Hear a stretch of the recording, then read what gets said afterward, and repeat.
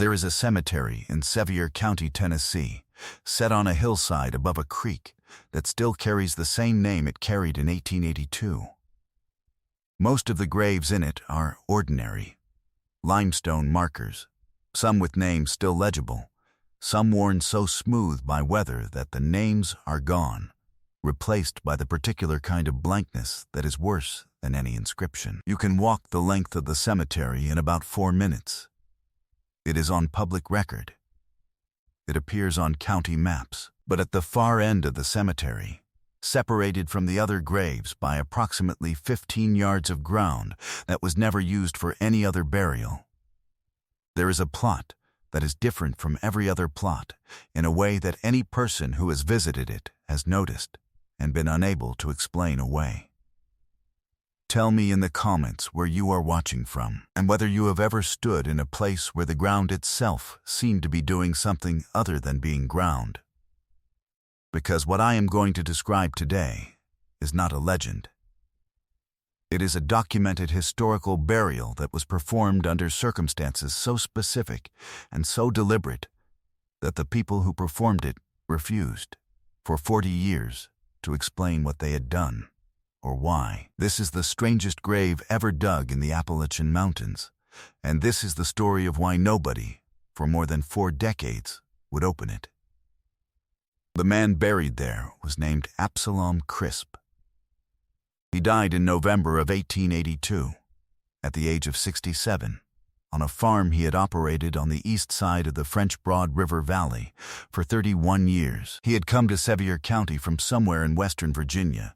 The specific county is not recorded in any document that I have been able to locate, sometime around 1851, with a wife who died of fever in 1853 and left him childless, and with a reputation that the community he settled into found difficult to characterize cleanly.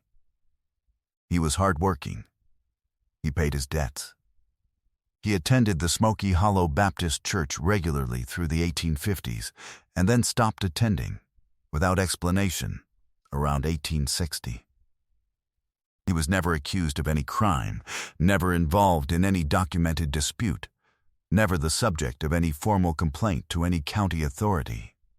He lived alone on his farm for the last 29 years of his life. He raised cattle and kept a large kitchen garden and had a smokehouse that neighbors described as producing quantities of preserved meat that seemed, given that he lived alone, excessive. What the community knew about Absalom Crisp was limited and almost entirely transactional. He bought at the Crossroads store. He sold cattle at the fall market. He was present at the church social for a single season in the early 1860s, and then was not. He was not avoided. He was, in the terminology that appears in several accounts from the period, simply not sought out. He was one of those people who exist at the edge of any community, not excluded, not included, simply present in a lateral way that does not quite intersect with the social life around them. People said he was peculiar. They said it the same way people always said it about men who kept to themselves and caused no obvious trouble. They said it without alarm. Until the winter of 1881. In the winter of 1881, a young man named Hector Prophet, 20 years old, who had been hired by Absalom Crisp to assist with the fall cattle work, went to the Crisp farm in late November and did not return home. His family waited 3 days before going to the farm. They found the farm in good order, the cattle cared for, the house untroubled, the smokehouse locked. They did not find Hector Prophet. They did not find Absalom Crisp, who was, it turned out, away in Knoxville on a business matter, and returned 4 days after the family's visit. He expressed the appropriate concern about Hector's disappearance and provided a statement to the Sevier County Sheriff that he had last seen the young man on November 18th, that Hector had said he was returning home, and that he had no information about what might have happened after that. The sheriff's investigation found nothing useful and was closed within 2 weeks. Hector Prophet was not found that winter. He was also not the first young man hired by Absalom Crisp who had failed to return home after a period of employment. This was established not by the 1881 investigation, but by a woman named Calla Rayburn, who ran the Smoky Hollow Post Office and General Store, and who had, by virtue of being the intersection point of most community information, for 20 years. A comprehensive informal memory of events that no official record contained.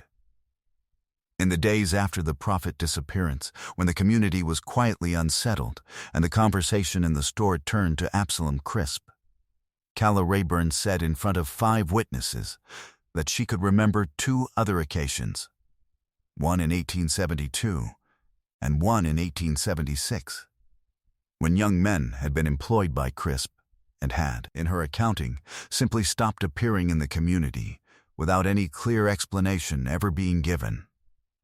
She did not have the men's names in her immediate memory. She had the fact of their disappearance, accumulated and stored in the way that people who manage community information stores accumulate and store everything, not as evidence, but as pattern. Nobody brought formal charges. There was no body. There was no evidence. There was the accumulating weight of pattern and the specific deliberate unease of a community that had no procedure for addressing what it was beginning to understand. Then, Absalom Crisp died in November of 1882, almost exactly 1 year after Hector Prophet disappeared. He was found in his house by a neighbor who had come to buy a side of pork and noticed the house was cold, no smoke from the chimney, on a morning when the temperature had dropped to 17 degrees. He had died in his chair by the fireplace, which had gone out. The cause was determined to be heart failure by the same physician who had dealt with the community's other medical matters for a decade. He was 67. He left no will, no heirs, and no instructions for his burial. The burial was arranged by the church deacons. This was standard practice for unclaimed dead in the community and was set for 3 days after the death. What happened in those 3 days is what this story is ultimately about. Because the deacons, in preparing the body for burial, found something in the house. What exactly they found is the subject of the only surviving direct account of the 1882 burial arrangements, a letter written by one of the deacons, a man named Augustus Farrow, to his brother in Maryville, Tennessee, dated December 3, 1882, 4 days after the burial. The letter was preserved by Farrow's family and donated to the McClung Collection at the University of Tennessee Library in 1951, where it currently resides in a folder of miscellaneous family papers from the Sevier County area. The letter does not describe specifically what was found. It uses, instead, a phrase that has been the subject of considerable discussion among the handful of researchers who have found their way to it. Farrow wrote, "We discovered in the lower room of the house, beneath the root cellar, a space that cannot be described in any ordinary correspondence, and the contents of that space made clear to every man present that the arrangements for this burial could not be ordinary arrangements." He does not say what the space was. He does not say what the contents were. What he does describe in precise detail is the burial itself. The grave was dug facing east rather than west, a complete inversion of the standard Christian burial practice of the period, which oriented the deceased facing east so that they would rise on Judgment Day, looking toward the dawn. Absalom Crisp was placed in his coffin facing west, toward the darkness. 8 iron spikes were driven through the coffin lid, 2 at the head, 2 at the feet, 2 on each side, not to reinforce the lid but, as Farrow's letter makes clear, to pin it. The coffin was lined with salt, which was packed between the body and the coffin walls, as well as under and over the body itself. The coffin was sealed with pine tar before the spikes were driven. The grave itself, before the coffin was lowered, was lined with additional salt packed into the corners and sides. and after the coffin was lowered and the dirt filled over it, a flat stone, not a headstone, but a heavy slab of limestone, approximately 3 feet by 2 feet, that the deacons had brought specifically for this purpose, was laid directly over the burial site and mortared in place with a mixture that Pharaoh described as requiring considerable preparation and a full afternoon's work to apply and set. No church service was performed. The preacher was present but, as Pharaoh wrote, declined to say the ordinary words over this ground. The community sealed the grave, separated it from the other burials by a specific distance, and did not discuss it. In 1887, 5 years after the burial, a new physician in the county named Dr. Thomas Nance became aware of the circumstances of the burial through a patient who mentioned it in passing. Nance was a rationalist and a skeptic, and he went to the deacons, 2 of the original 4 were still living, and asked to be told what had been found in the house. He was refused. He asked to have the grave opened for a formal examination of the remains. He was refused again, this time with a specificity that surprised him. Both deacons told him that no examination was possible and that no examination should be attempted. And one of them, the elder of the 2, a man named Croft Abernathy, told him that whatever he believed about the nature of the world, he should leave this particular piece of ground alone.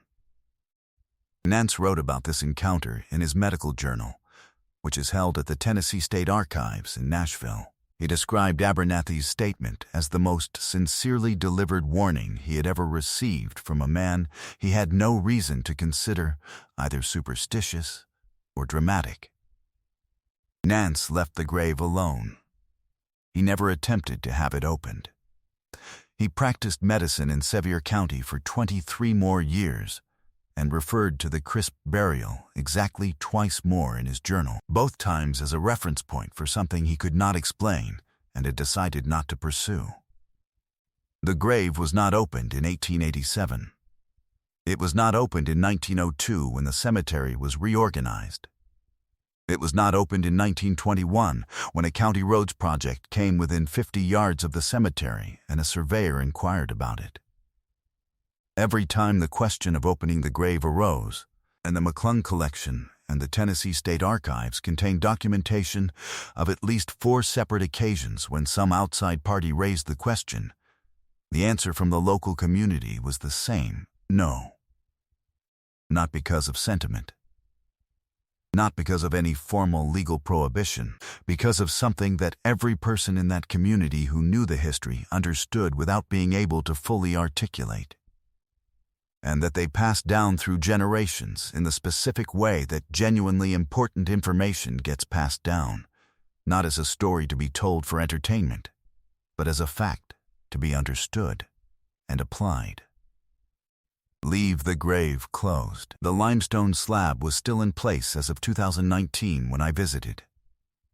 The mortar has been reapplied at some point, possibly multiple points, in the intervening 137 years. The iron spikes, if they are still there, are below the slab and below the coffin lid, and below the salt and below the pine tar.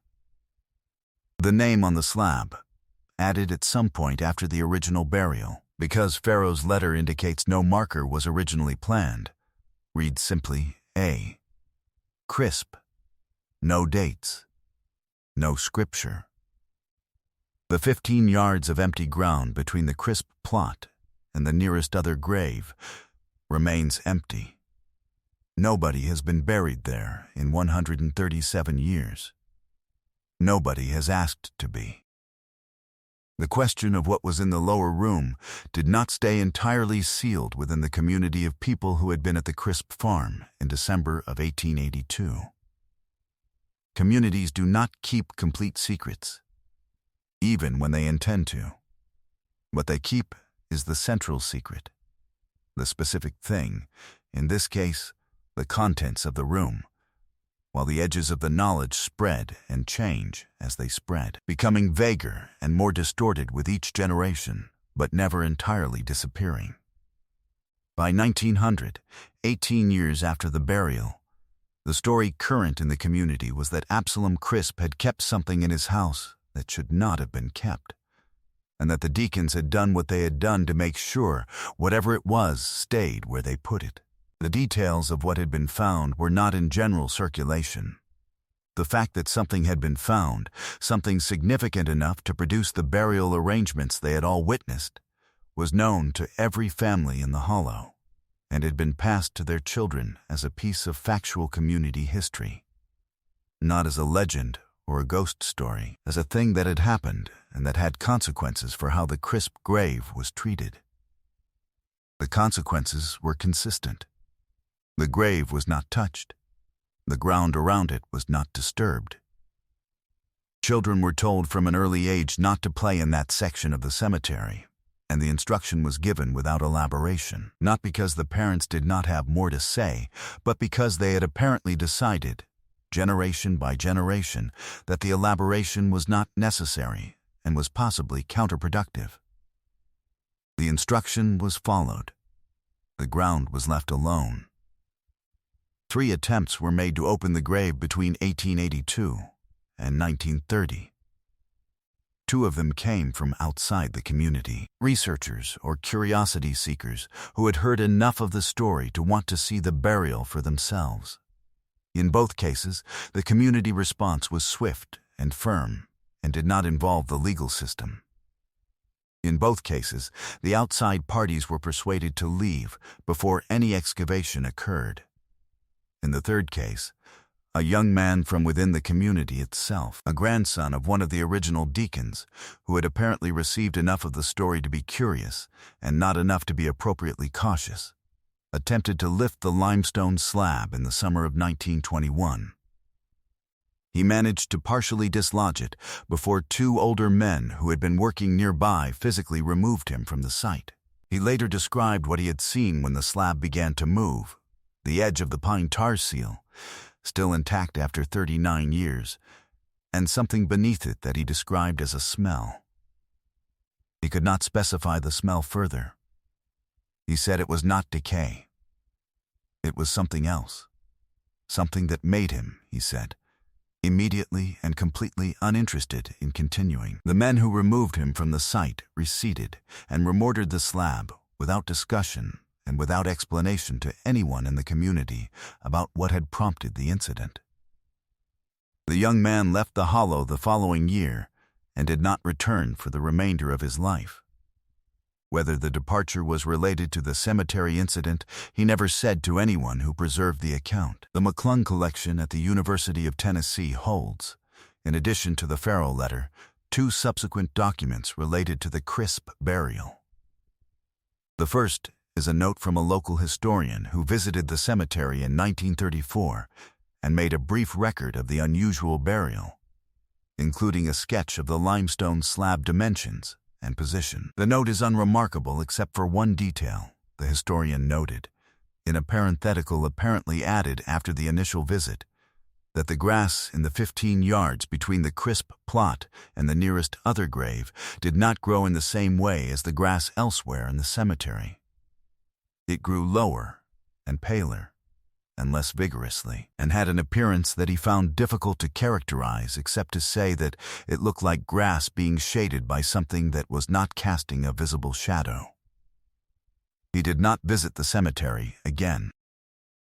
The second document is a letter from a theology student at the University of Tennessee who visited in 1958 and was trying to document unusual burial practices in the southern Appalachians for a graduate thesis.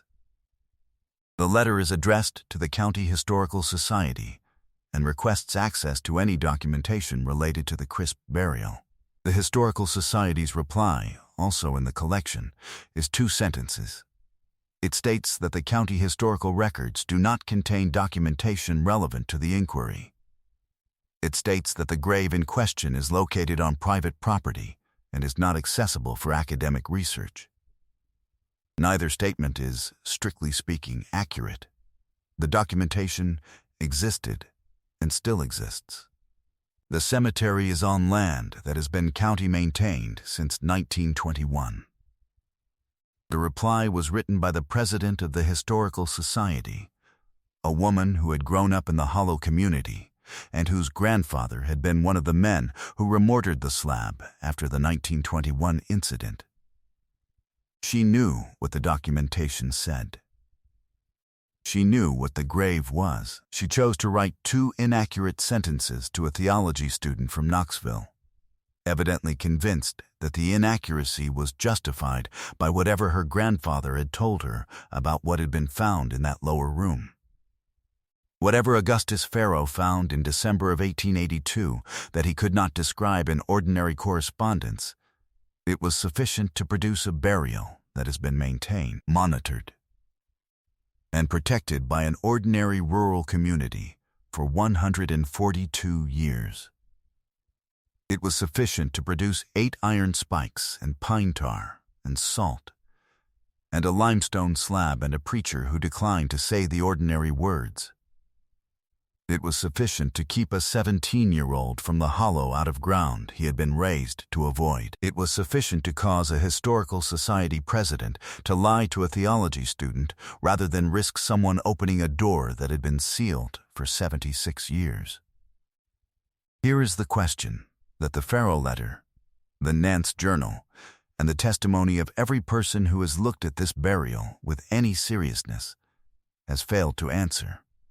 What was in the lower room of Absalom Crisp's house, beneath the root cellar?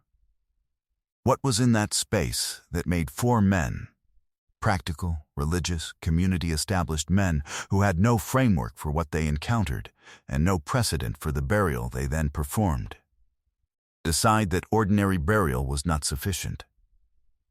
What did they see that made the preacher decline to speak the ordinary words? Whatever it was sufficient. The grave has been kept. The ground has been left alone. The salt and the spikes and the sealed stone have held, for 137 years, whatever it was that Augustus Farrow could not describe in ordinary correspondence. Whether it needs to hold for 137 more is not a question I can answer. It is a question I think about every time I pass through the French Broad River Valley in November. What do you believe the deacons found? That is not a rhetorical question. I want to know what your instinct says. Leave it in the comments. If this story reached you somewhere deep and you want to keep going into the history these mountains have been sitting on, subscribe. Ring the bell. Until next time, some doors are mortared shut for a reason. Be thoughtful about which ones you open.